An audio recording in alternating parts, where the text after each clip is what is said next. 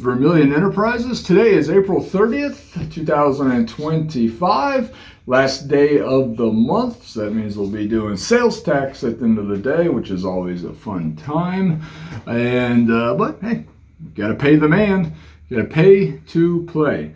So yesterday we put up a video about things that we take in trade for gold and silver, and that led to a number of people asking me, hey Brian, what do you personally collect? Not talking about Vermillion Enterprises buying and selling, but me as an individual, what do I personally collect?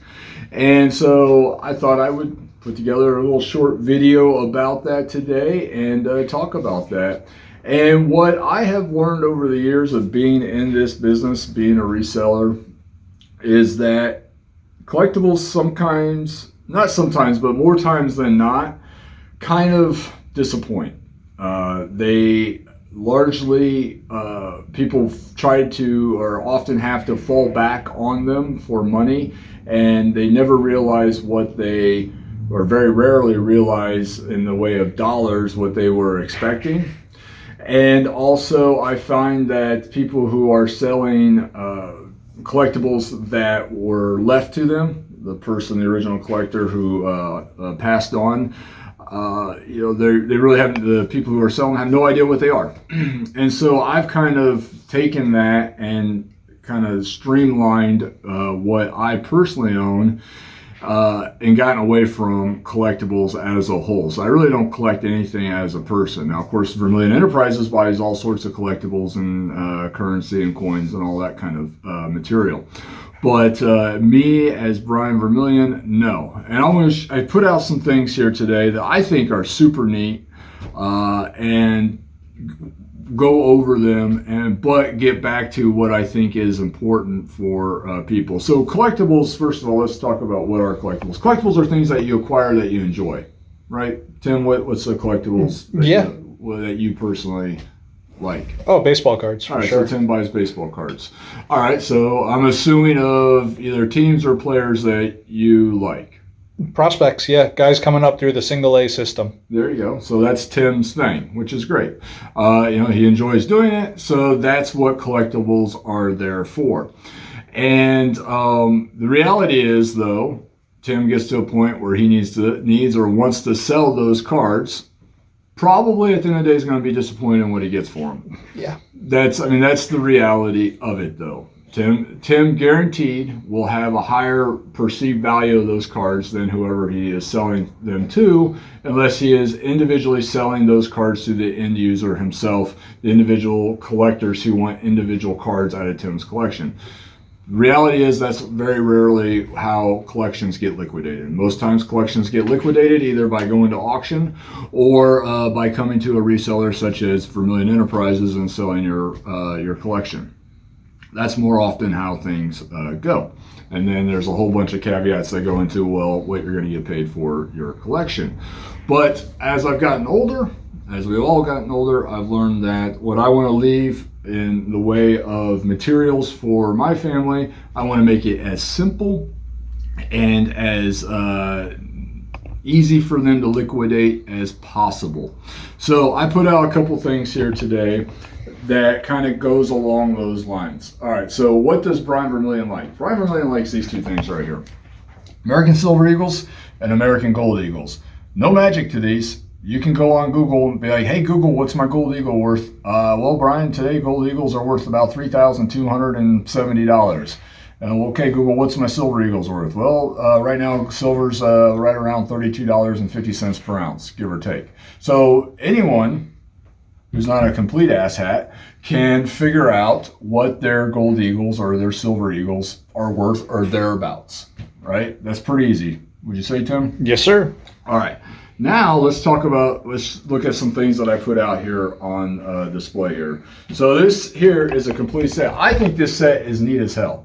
But what is the value of the set? First of all, let's just take what it is. Here, just show the number one card here. So this is a set that Leaf, who makes sports cards, put out. It's a 20 card set. And you can see its serial, the card has a serial number. It's 2 This is card number 2 out of 25. So there's 25 of this specific card out there for this set.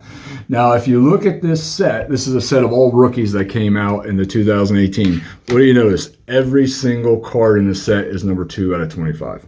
So this is a serial number set. There's some big names in here. Got Shohei Ohtani. This is a set I sent in for grading. So I bought this set raw across the counter, sent it all into grading.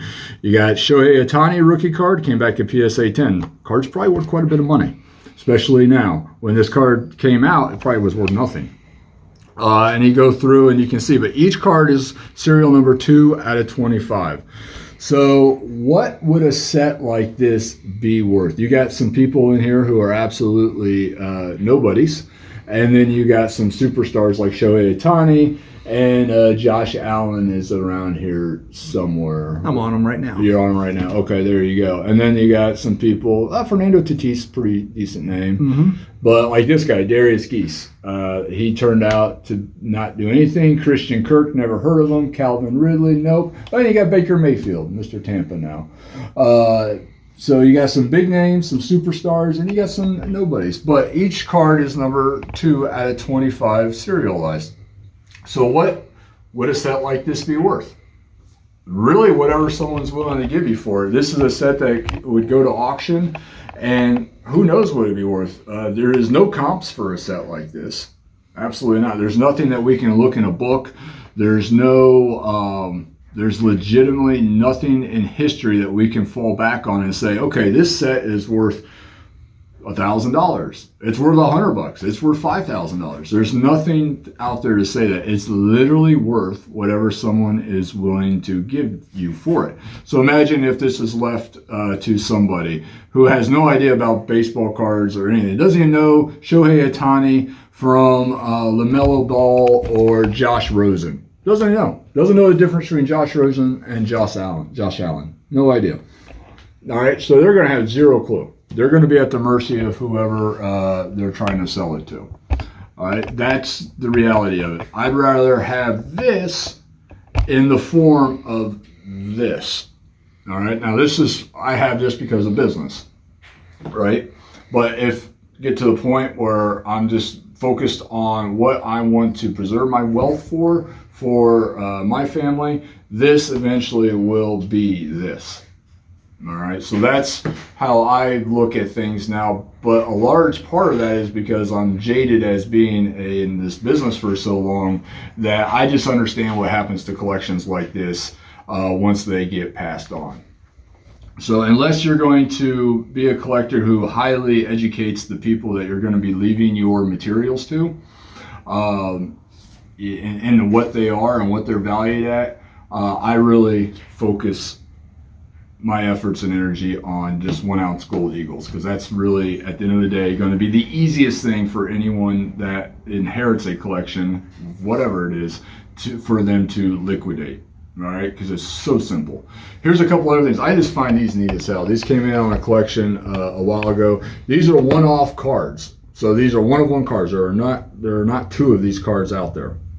This guy calls these names them whatever piggy banks. Banks of BANX. These cards, if you will, they sell for anywhere from like $300 to $2,000, and at auction. And literally, there seems to be no rhyme or reason for it. One of these is Patrick Mahomes. Which one? This one's Patrick Mahomes. Yeah. Is it? Oh, it is. It is. Doesn't look anything like him, does it? No. Yeah, this is Brock Purdy right here. Oh, I would have not. Sheesh. Yeah. So this guy, whoever Piggy Banks is, he makes these one-off cards, and they sell. And he's got the whole display for them and everything. All right. And so this is how they come. And if you look at completed auctions, his cards go legitimately anywhere from like $200-$300 all the way up to thousands, and there seems to be no rhyme or reason to it. So it's literally whatever 2 or 3 bidders want to bid this thing up for. So there's each one of these is only one of these. So there's literally no way to fall back onto completed sales or past auction results to determine what a value would be on them. So someone who is building a collection of these piggy banks, there's really, what is the value of it? Well, the value is what someone is legitimately willing to pay you for them. And when you see comps ranging anywhere from $300 to $2,000 with no rhyme or reason, what do you think someone's going to be realistically willing to pay for them in a resale market? Now, if you're dealing with someone who is just building a Patrick Mahomes collection, that you might do good with it. But someone who's building the Mahomes collection probably isn't at the same time going to want to pay up for a Purdy card. Make sense, Tim? That makes sense. That makes sense. So back to, well, what does Brian collect? He doesn't collect really anything. He just likes to stack gold and silver for future generations. And so I find these things incredibly unique and interesting, but at the end of the day, it's just worth what someone is willing to value it at. And when somebody has something, or I have something that is truly, that is the value of it, whatever someone's willing to give you for it, doesn't really spark my interest. Because I want everything to be as linear as possible. Now let's talk about coins for a second, all right? These are numismatics. What's interesting about these two coins, Tim? High grade. Well, yeah. One of them's in an ICG holder, the other's in an NGC. Right. They're both 1881S's. Yep. So what am I missing here? Well, they're both 1881S's, graded by two different companies as MS67. So, but very different values. All right, so the NGC coin in an 1881S MS67 holder, that is going to be about an $800 coin. All right, there's plenty of comps out there to suggest that. Now, the ICG coin in MS67, now we're not going to shit on ICG here. They're turning things around from what I understand. That's about a $500 coin. Now, if these two coins or even one of these coins, let's say the ICG coin is left to somebody down the road, how are they going to know the difference between an NGC and an ICG graded coin being the same? They look online and they say, oh, MS67 1881S's, they go for about $800. And well, in an NGC or PCGS holder, sure, but you got an ICG holder. So what does that do to the value? See, there becomes a subjective layer to these as a collectible. I don't like that. So on a personal level, I understand the difference on a business level, but on a personal level, I don't like it when there's subjectivity brought into the conversation of what something is worth. So again, how do we remove subjectivity from the conversation when we're dealing with our personal stacks, collections, whatever? How do we do it, Tim? Gold. Well, no, not just gold. Easily identifiable 1 ounce American Gold Eagles. Gold can be, you can have many different layers with gold if you're talking about like pre-33 gold. So that's why I like to stay away from all of that, anything that has subjectivity to it, and bring it back to something that is so simplistic. 1 ounce Gold Eagles and American Silver Eagles, 1 ounce American Silver Eagles. There's nothing subjective about these things. Nothing. They are an ounce of gold. They are an ounce of silver. That's what I really try to strive for when I'm talking to especially younger people about what they should be putting away.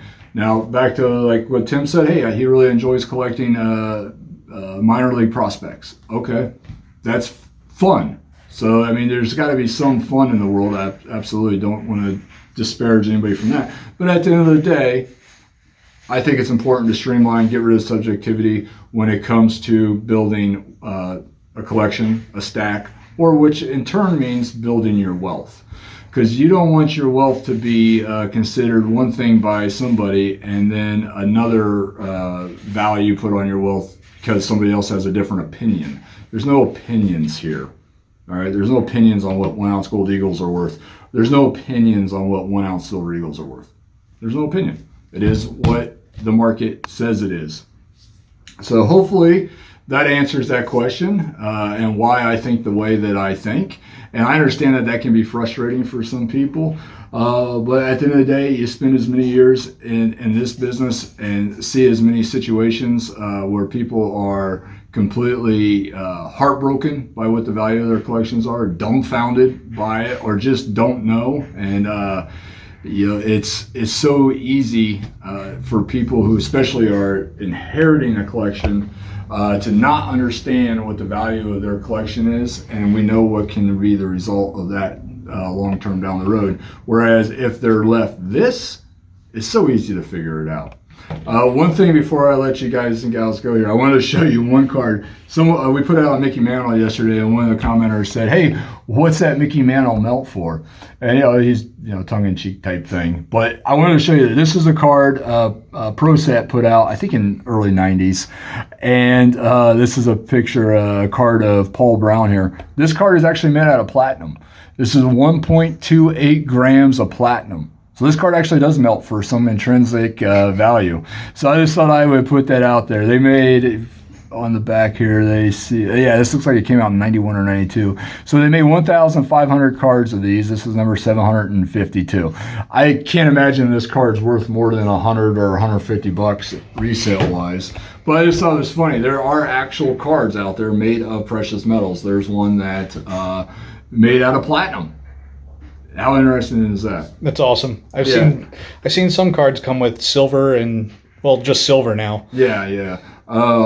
I had that same series Emmett Smith card, and that card actually sold for $500 or $600, way above its intrinsic melt value. And this card will sell for way above its intrinsic melt value too. A gram, 1.2 whatever grams of platinum doesn't melt for that much. But it is funny. There are cards out there that actually do have intrinsic metal value, and there is one live in the wild. So yeah, I thought that was pretty unique. So, So if you guys have any questions, comments, examples of where you've seen collections go sideways in a resale value, please put it out in the comments. Let us know what you think. By all means, if you enjoy collecting something, do it. You only go around once. Enjoy yourself. I just put a disclaimer on it, an asterisk, understanding that, hey, it's a collection that I enjoy, that I put together, I value at this, versus what the rest of the world may value when it comes time to resell. And if you really want objectivity when it comes time to liquidating a collection, gold eagles and silver eagles. All right, guys and gals, if there's anything we can do for you, please reach out to the shop. And yesterday was incredibly busy. We had 2 major deals yesterday, and we appreciate all of that. And if there's anything we can do for you, please reach out to the shop. We'll be happy to help. Business is super brisk right now. So, and a lot of that is attributed to you guys and gals on YouTube, and we greatly appreciate your business. One thing I'll wrap up with, and I've heard this and now I've seen it on their webpage, and I think it's something we need to talk about. So one of our local competitors here in the area, I'm not going to name names, people who stack already know, they've put a disclaimer on their, I think is it their landing page or in their contact page, that they're now taking in precious metals and not issuing payment for, what did they say, 6 weeks, Tim? Yes, sir. It's on the landing page. It's on the landing page. So basically, you go in, you sell them your gold eagle, they pay you in 6 weeks. Be careful, guys and gals. Please understand, I've seen very well-known examples throughout my time as a precious metals dealer where things have gone that way with companies, and all of a sudden that company is no more. So, I mean, that happened. We've seen Republic Metals go that way. We saw Northwest Territories go that way. A lot of good people got stuck with holding worthless invoices. Be careful out there, guys and gals. When you're transacting, I really highly recommend that it's you pay, you carry type of thing. At least within 24, 48 hours at the most. If you're selling material, it needs to really be done where you're being paid at that time. It's not issuing checks that need to be cashed 2 weeks later, or we'll send you a check 6 weeks later. It's really, you need to be able to take payment. We write checks here for bullion products. That's pretty much standard practice now. With the expectation and understanding, we want you to slam those checks as soon as you get them. Like I will not write a check that won't clear immediately. So please just keep that in mind when you're out there selling your hard-earned precious metals. Things can and have gone sideways with companies that have delay in payment or delay in delivery of product. So just be super cautious about that, folks. I hate hearing horror stories. I've had good people, good friends that have lost significant amounts of money in situations like this, too specifically. So it's a mess out there. So yeah, I'll leave you with that. If there's anything we can do for you guys and gals, please reach out to the shop. We'll be happy to help. On that note, yesterday we wrote a check for $295,000 for a collection.